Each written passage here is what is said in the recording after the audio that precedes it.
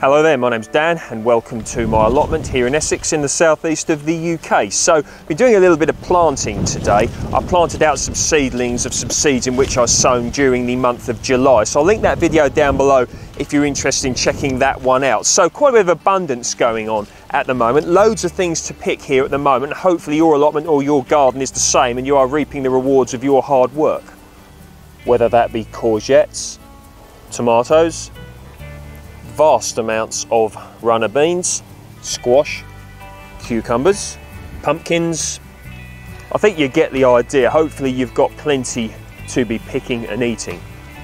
So hopefully with the sheer volume of food you're producing at the moment, you're very happy with your hard work. Well, one also wants to have plenty of food to eat during the colder months. I find that very satisfying as a gardener because it's generally much harder to produce a good crop of edibles during the winter than it is in the summer, at least in my experience. But with the work put in now, one really can have a lot of food to eat during the winter, and I think that's brilliant. So hopefully some of you got some ideas from that video I put up, what to sow during the month of July. And I have some of my seedlings here, many of which I've probably sown during the making of that video. So have a look at that if you haven't already. I also put a video up last year, what to sow during the month of August. So that'll be linked in the description box below. You might wish to check that one out.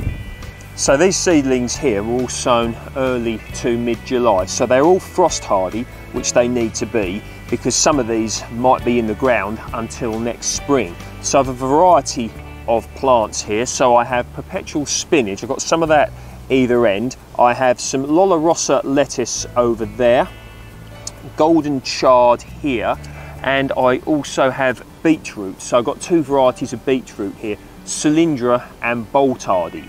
So all being well, I'll be having some edible crops from this hopefully in 2 months or so. But what will happen around November time, in fact a little bit before that, as many of you have experienced already, the nights are drawing in, the days are getting shorter. Of course they are still quite long, but come November the day length will be much shorter in comparison to what it is now. And what that does is that slows down plant growth. It might even stop it in some cases. So that combined with the colder temperatures, what you need to make sure you do is get your plants to a good size by November. So August now, September, October, so we've got about something like 10 weeks. So I should be able to get a nice bit of growth from these plants by then.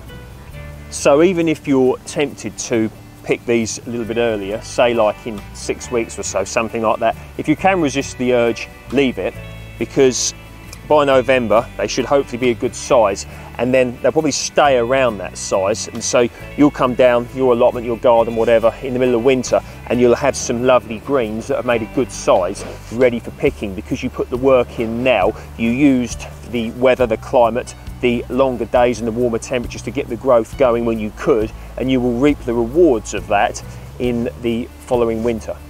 So as you can see, this is covered up with a netting. You want to do that.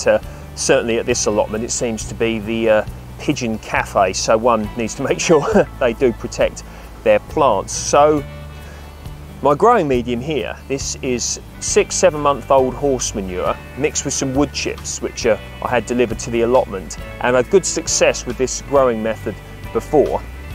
And the manure contains a lot of nitrogen, so it tends to be very good for a lot of green leafy vegetables.